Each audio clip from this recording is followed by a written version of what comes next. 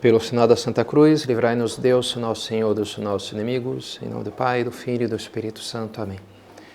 Meu Senhor e meu Deus, creio firmemente que estás aqui, que me vês, que me ouves. Adoro-te com profunda reverência. Peço perdão dos meus pecados e graça para fazer com fruto este tempo de oração. Minha Mãe Imaculada, São José, meu Pai e Senhor, meu anjo da guarda, intercedei por mim.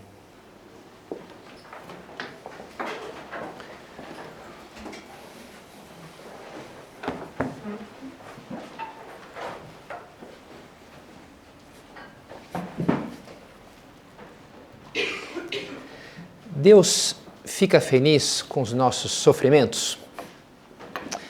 Acho que se eu perguntasse, fizesse uma pesquisa de opinião aqui entre vocês, a maioria dizia, não, né, Padre Pedro? Sim, se alegrar com o sofrimento alheio é a definição de crueldade, não é uma pessoa cruel. Como é que Deus vai ficar feliz com os nossos sofrimentos? Deus é bom, Deus não é cruel.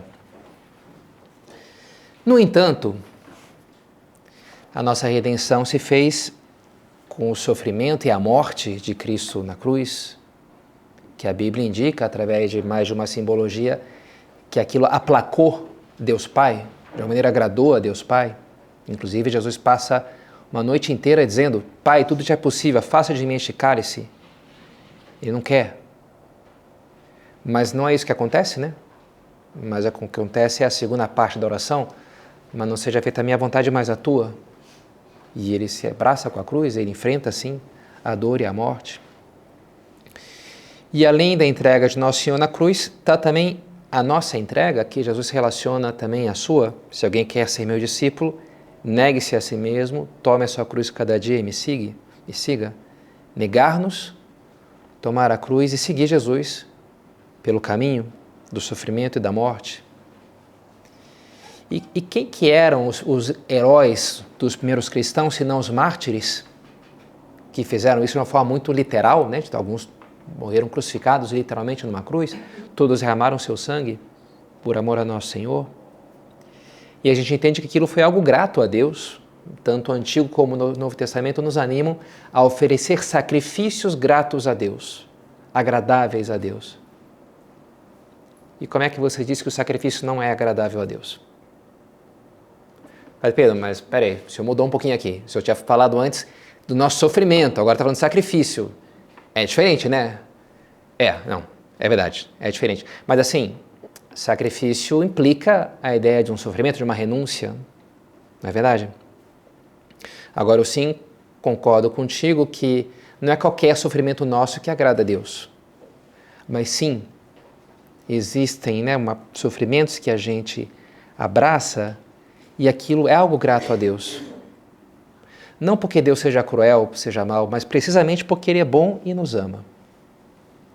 E me parece importante entender isso para entender a festa que a gente vai celebrar domingo agora, a festa da exaltação da Santa Cruz. A cruz que é exaltada. Isso poderia parecer um pouco escandaloso, né? Exaltar a cruz. Será que isso não é uma mentalidade esquisita, né? Sei lá, herança da Idade Média, de que é exaltar o sofrimento, quando a gente deveria, ao invés de romantizar o sofrimento, deveria combatê-lo, que é o que faz ciência, tecnologia, não ficar exaltando como se fosse uma coisa boa, é uma coisa ruim, né? Que as pessoas tenham doenças, sei lá, que as pessoas sofram. Deveria combater isso, não ficar exaltando, romantizando. Algumas pessoas pensam assim, até um teólogo que eu admiro, um teólogo italiano, estava precisamente falando dessa ideia, falando meio mal dessa festa, né? Não tem que exaltar a cruz. Ou uma moça mais próxima que falava comigo, um dia me dizia isso, não, Padre Pedro, a gente não tem que fazer mortificação, penitência, isso não agrada a Deus. Ele mesmo falou, eu quero misericórdia e não sacrifício. De fato, né, está no Evangelho isso, né? E, no entanto, sim, o tema do sacrifício, o tema da dor como caminho espiritual é um tema muito presente na Bíblia e muito presente na nossa experiência da vida, né? E tem que ter um papel, se não tem um papel, a gente está na pior, né? Aquilo tem que fazer parte dos planos de Deus, e de fato faz. E é algo que pode ser, sim, agradável a Deus. No fundo, eu queria usar essa meditação para tentar ajudar a gente a entender isso, a meditar sobre isso, né? O valor, a beleza escondida na cruz e no sofrimento. Para isso, eu vou convidar vocês para ir para uma cena muito interessante no Antigo Testamento, passada num vale, no Val do Jaboque. Jaboque é um rio. Então, o rio tipicamente faz um vale, né? Que é aquilo, sei lá, carva ali a pedra e faz um... Então, tem o Val do Jaboque. Está de noite e é um homem que está ali sozinho, diante daquele rio, olhando para as águas. Aquelas águas que representam uma fronteira. Os rios, em geral, são fronteiras, né? De território. O território onde ele cresceu, onde ele nasceu e cresceu, mas que deixou já há mais de 20 anos. E nesse tempo ele se casou não só com uma, mas com 2 mulheres, naquela época podia. Teve 11 filhos, não só com as mulheres, mas também com as escravas das mulheres, outra coisa um pouco estranha, né, para os nossos tempos de hoje, mas enfim, estava valendo, né, naquele contexto ali. E chegou a hora então dele voltar para sua terra, para sua casa. Só que tem um problema. Ele está com medo, ele está apavorado de voltar para lá. Quem que é esse homem? É Jacó. De que ele tem medo? Do irmão dele, do Esaú, que mora lá naquela terra. Né? Um irmão no qual ele passou a perna.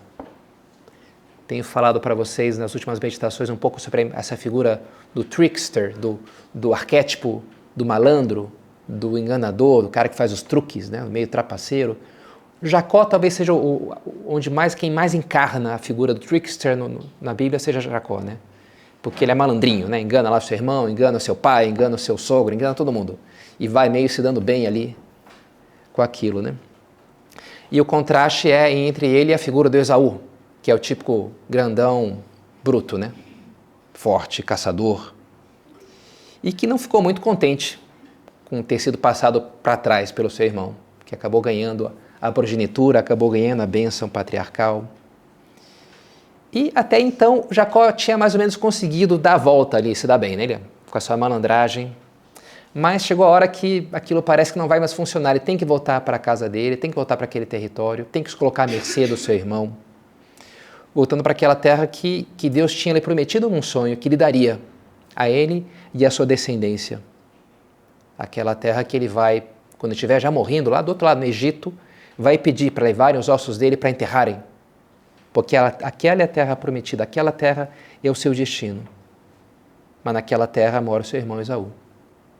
E que pode perfeitamente querer se vingar dele matando ele, porque era esse tipo de homem que era Esaú, né? Por isso, o que ele faz? Ele está apavorado, ele manda emissários na sua frente, falando palavras doces para o seu irmão, manda um montão de presente, bando de gado, ovelhas, tudo para você, você é o meu senhor, vai assim, né, meio bajulando ali, e chega no rio, manda suas esposas, as escravos, seus filhos, vai todo mundo lá, e todo mundo nas mãos de Esaú, e chega uma hora que está ele sozinho, então, o único que não atravessou ainda o rio, chegou a noite, e chegou a hora, né, ele tem que dar o passo. E aí acontece uma cena muito simbólica, muito marcante, que de noite, naquela escuridão, naquele tá ali meio parado, meio perplexo, meio assim travado, né, paralisado. E aparece do nada uma figura misteriosa de um homem, uma pessoa não identificada, que se atraca com ele, começa a brigar com ele. E os dois ficam brigando a noite inteira. E um parece prevalecer, os dois são fortes e lutam, e o inimigo, uma hora, aquele adversário misterioso, consegue ferir ele na coxa. E a partir daí ele vai ficar mancando o resto da vida. Uma ferida forte, né? Uma coxa. E até que fica a noite inteira lá brigando, e aí amanhece o dia. E finalmente aquele estranho diz, me deixa embora que eu quero ir embora, me solta que eu quero sair daqui. E curiosamente o Jacó fala, não vou te soltar não, enquanto você não me abençoar. E é uma coisa toda curiosa, né? Como assim? Abençoar, você estava brigando com o cara, você quer a bênção dele? Mas no fundo aquele é um anjo e é Deus, né? De alguma maneira ele entende que aquilo é o destino dele, né? É a briga com a vida, é a briga com o mundo. E aquele estranho ele diz, então, mas qual que é o teu nome? E ele diz, né, Jacó. E aqui é muito significativo, o Papa Bento XVI comenta essa passagem, ele fala, Jacó, em hebraico, remete a calcanhar. E isso nos faz pensar como ele nasceu, porque ele era gêmeo de Esaú. E os dois meio que brigavam já no ventre da mãe. Você vê que já, né, rivalidade entre irmãos, né, fraterna. E quando nasceu Esaú, nasceu primeiro, por isso ele teria direito à progenitura, que ele vai perder para o Esaú, para o Jacó. E logo atrás dele veio o Jacó segurando no calcanhar do seu irmão. Ele nasceu literalmente pegando no pé do seu irmão, né? Já começou um negócio meio complicado, né? E além de calcanhar, Jacó remete ao verbo enganar, suplantar, usurpar.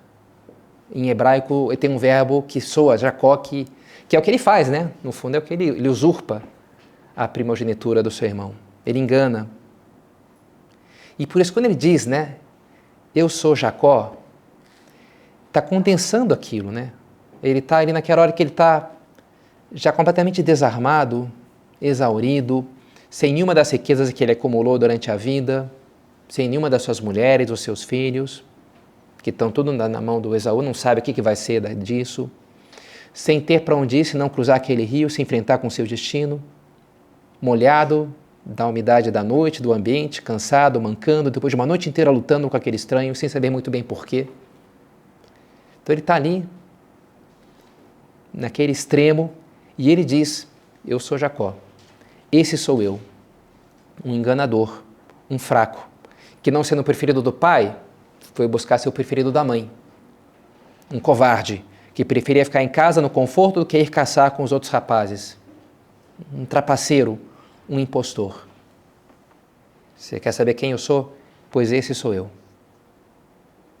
E é o total despojamento, é a nudez, né, de Cristo na cruz, no Calvário. E acho que todos nós ou já experimentamos ou vamos experimentar na vida o momento que a gente vai se sentir nesse lugar, né, no Vale do Jaboque, nesse momento de despojamento, de fraqueza, de fragilidade, de vulnerabilidade, que a gente vai dizer bem, olha, eu não sou capaz, eu não sou forte o suficiente, não sou bom o suficiente, eu não consigo. Mas é aí que aquele homem misterioso, então, diz, né, responde, o teu nome não será mais Jacó, mas Israel, porque lutaste com Deus e com os homens e venceste. E é o turning point da história, né, a grande virada. Você venceu. Você vence, né? Jacó vence. Quando parece que ele foi finalmente derrotado, quando se esgotaram seus truques, e ele se rende, pois aí é quando ele vence. E ele recebe aquela bênção, não já enganando, manipulando o seu pai cego e velho, como ele fez, né? Mas lutando bravamente, enfrentando diretamente o seu inimigo. E aquele inimigo misterioso, no fundo, é Deus que está nele, né? Diante de quem ele se despoja, se desmascara, e assim esse Deus lhe abençoa agora gratuitamente, sem enganos, mas com verdade e eficácia. No mundo tereis tribulações, mas tende coragem, eu venci o mundo. Nosso Senhor vence, né? Nós vencemos com Ele. E o nosso Senhor vence da maneira muito semelhante a que venceu Jacó, se despojando, né? Se entregando. Explica Santo Agostinho, Jesus é victor quia victima. É vencedor porque se deixa vencer. Não porque esmaga o seu inimigo, mas porque se deixa vencer. Né? E é o que faz Jacó. Aí é a sua verdadeira vitória, né? Quando ele se rende, quando ele se entrega. E antes de ir embora, finalmente atravessar o rio, de se encontrar com o seu irmão, Jacó, agora Israel, porque mudou o seu nome, né? Ele dá um nome novo para aquele lugar. E é interessante também isso, né? Ele está saindo dali uma outra pessoa e por isso recebeu um novo nome. Mas também para ele, aquele lugar nunca mais vai ser o mesmo. Por isso precisa mudar o nome também daquele lugar. E Jacó deu àquele lugar o nome de Fanuel, pois disse, vi Deus face a face, a minha vida foi poupada. Não sei, a sonoridade aí me chama a atenção, né? Era Jacob, Jaboque. O nome dele e o nome do lugar. E aí muda para Israel, Fanuel. Né? Parece que o nosso mundo acaba sendo como que um espelho do que nós somos. Né? Se a gente muda, o nosso mundo muda. Esse é o caminho da verdadeira mudança.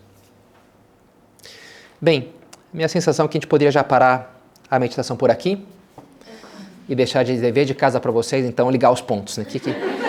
O que tem a ver, né? Toda essa história aí bacana do Jacó. Com isso, né? Com a exaltação da cruz. Como é que o nosso sofrimento, eu posso estar sofrendo, aquilo pode ser algo agradável a Deus. Eu acho que uma coisa assim indica a outra, mas enfim, não vou terminar aqui, ainda faltam uns minutinhos. Mas eu vou falar então de 3 ideias para a gente tirar daí, que eu já adianto, que é o bom sofrimento, que é aquele que nos faz crescer. E todo bom pai, professor, técnico, coach, fica feliz sim em ver o seu pupilo enfrentando ali um desafio que sabe que não vai fazer com que ele cresça. Fica feliz de ver, não, ele está se empenhando, está ralando, está suando, está fazendo aqueles exercícios ali, ele abraçou o desafio, está sofrendo, mas é bom, né? Você fica feliz com aquilo. Deus fica feliz de nos ver assim, porque Ele vê que aquilo vai ser algo bom para mim.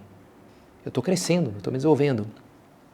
Segunda ideia, para a coisa funcionar, eu preciso confiar e abraçar o desafio com voluntariedade. Tem a minha parte também, que eu preciso fazer.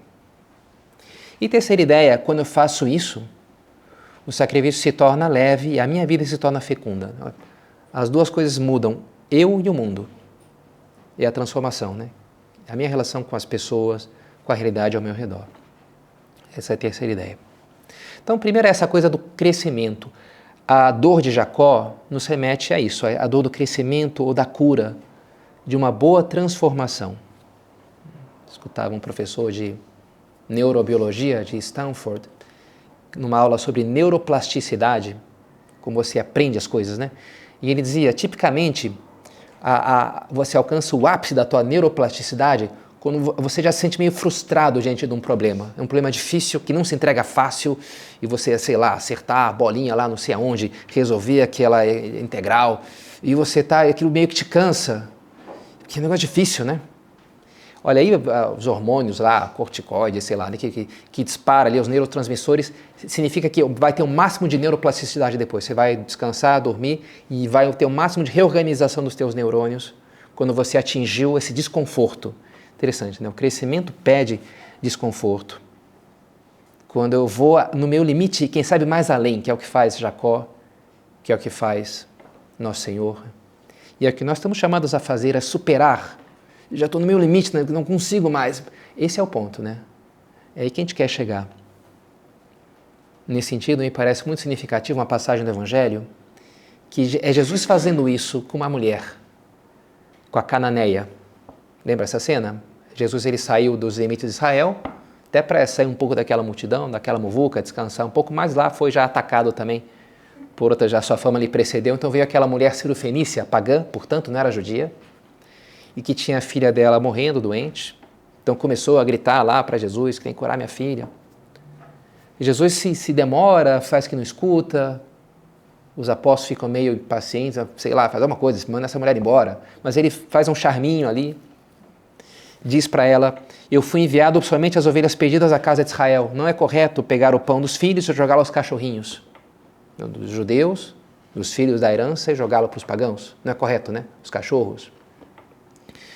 E a mulher lhe diz, acaso me chamas de cadela? Denunciar-te-ei à delegacia da mulher e serás preso. Não é isso que ela fala, né? Como vocês lembram. Na verdade, o que ela diz é assim, é verdade, Senhor, pois os cachorrinhos comem das migalhas que caem da mesa dos seus donos. Ela abraça, né? Não sou isso, não sou mais um cachorrinho. Não estou aqui para, sei lá, exigir os meus direitos, né? Não tenho como...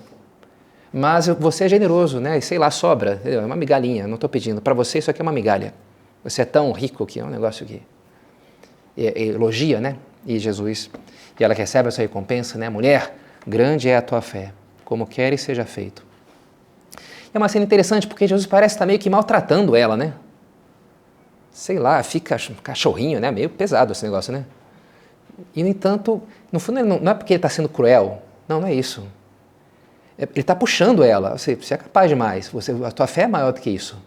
Você é capaz de chegar mais longe, você é capaz de dar um exemplo para esses marmanjos aqui, idiotas, que são os meus apóstolos, né?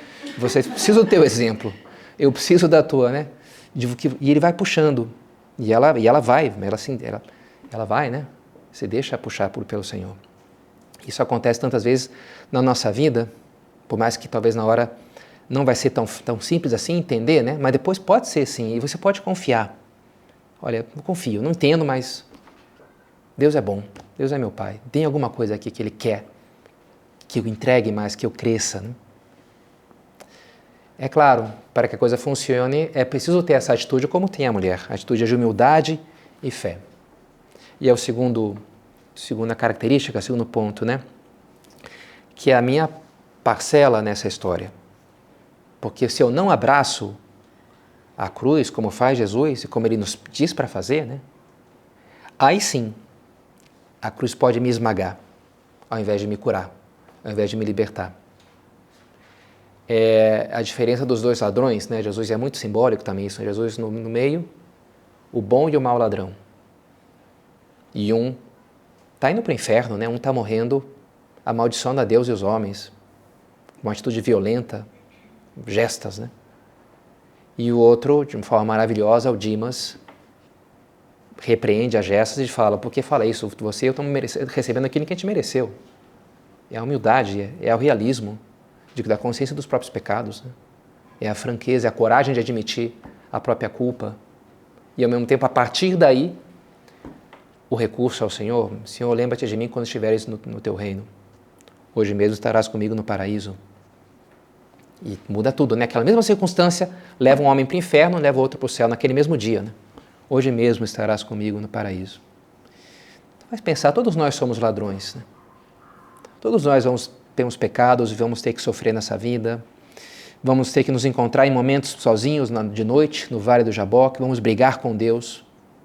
Vamos ter os nossos encontros com a cruz. E esses momentos vão ser sempre na nossa vida encruzilhadas. Uma bifurcação. Onde é que eu vou decidir que caminho que eu vou seguir, que espírito eu escolho que vai me guiar, que vai me dominar. Se o Espírito de Deus ou o da revolta. Se São Miguel ou Lúcifer, o espírito da revolta, de querer ser Deus no lugar de Deus, de querer ser eu a estabelecer o que é certo, o que é errado, o que é melhor, como as coisas deveriam ser na minha vida, o espírito do orgulho, da ira, da mentira. Ou o espírito que diz quem como Deus, que isso significa Miguel. O espírito que diz Deus é maior, Ele sabe mais, e por Ele eu estou disposto a renunciar ao que for, quem como Deus, né? Esse é o espírito que nos leva para cima, esse é o anjo bom, que nos guia para Deus. Um ponto de caminho que já foi apresentado como absurdo, já vi filmes até feitos na Espanha, que se dedicam a justamente criticar esse ponto da mensagem de São José Maria, olha como ele exalta a cruz, que coisa mais absurda, coisa doentia. E um dos pontos que se cita dessa maneira negativa é um ponto que ele fala, né? Bendita seja a dor, louvada seja a dor, abençoada seja a dor. E as pessoas falam, olha só, olha que doença, né? Como é que esse cara fala isso? E interessante a cena de onde nasce esse ponto. Eu vi recentemente uma tertúlia dele com padres em Lima, no Peru, num jardim. Acho que ele está usando óculos de sol pelo sol ali. Uns 20, 30 padres ali, jovens. E ele conta essa história, eu vou deixar ele falar. Era uma pobre mulher perdida, que tinha pertencido a uma das famílias mais aristocráticas da Espanha. Ele estava ali no hospital, ela estava morrendo sozinha, e ele estava acompanhando ela. Eu encontrei já apodrecida no corpo e se curando na alma, num hospital de incuráveis. Tinha sido carne de quartel, por aí a pobre.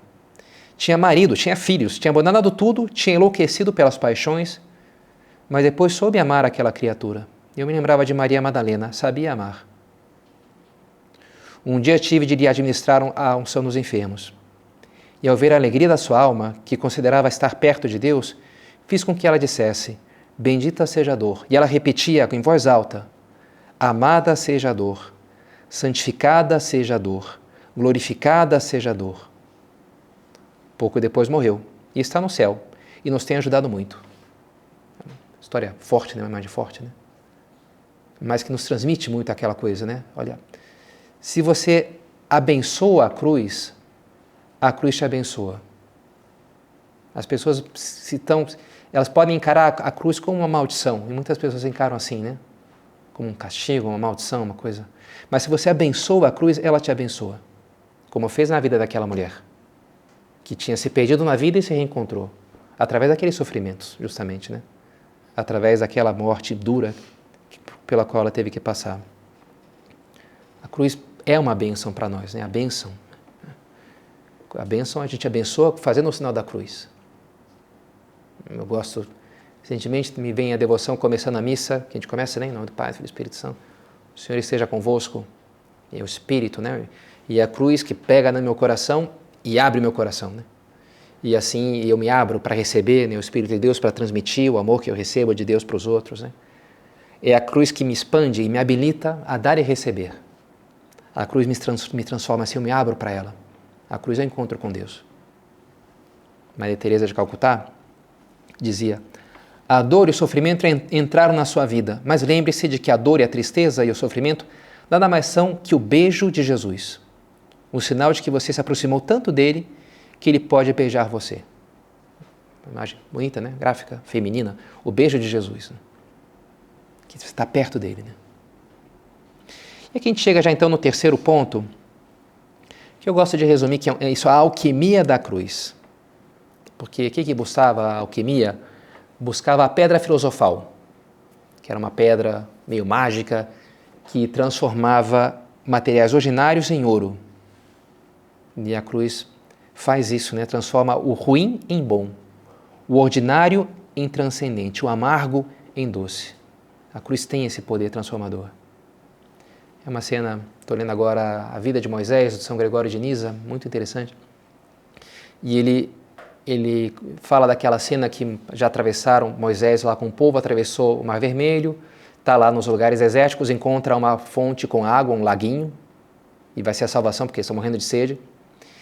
Mas a água é amarga, esquisita, sei lá, tem alguma coisa ali que não dá para beber, né? E aí, iluminado por Deus, Moisés pega uma planta e joga naquela água, e a água então se torna doce, e todos bebem.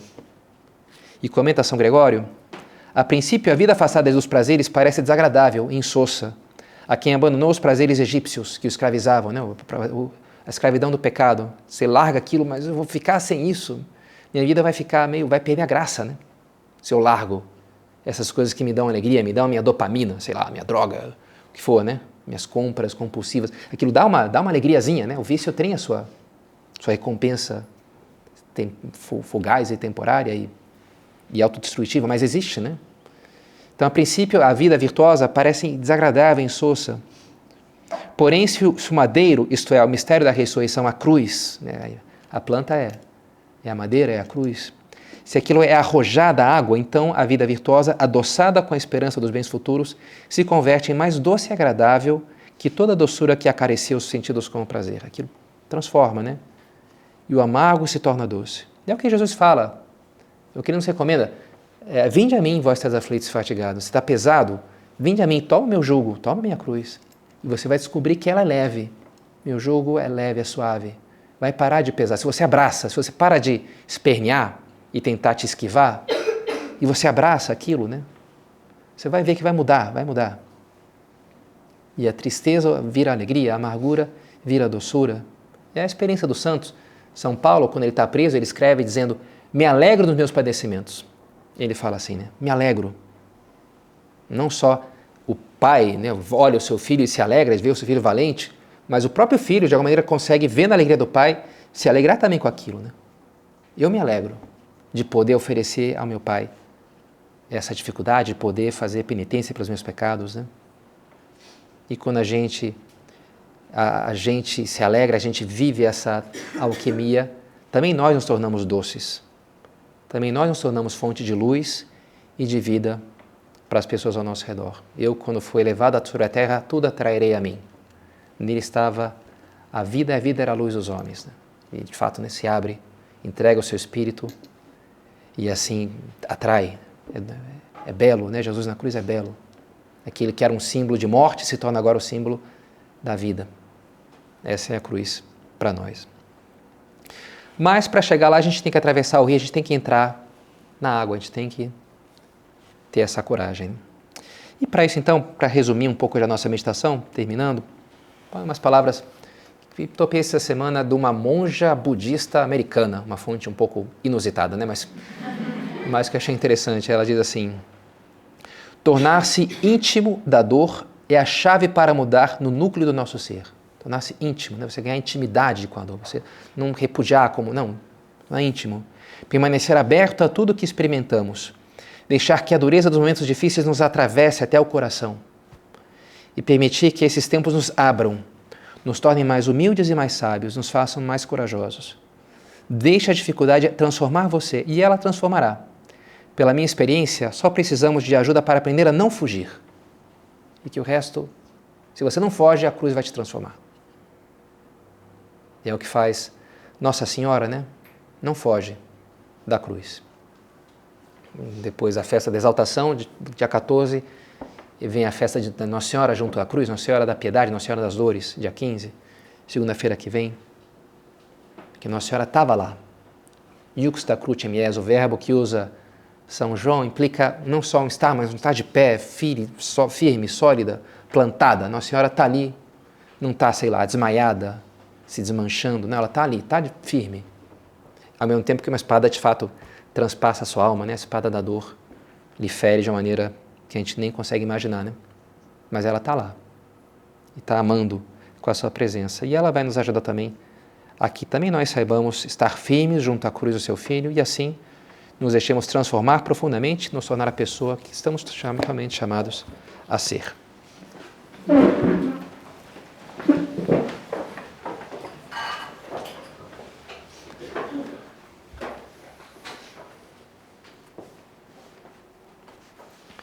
Dou-te graças, meu Deus, pelos bons propósitos, afetos e inspirações que me comunicaste nessa meditação. Peço-te ajuda para os pôr em prática. Minha Mãe Imaculada, São José, meu Pai e Senhor, meu anjo da guarda, intercedei por mim.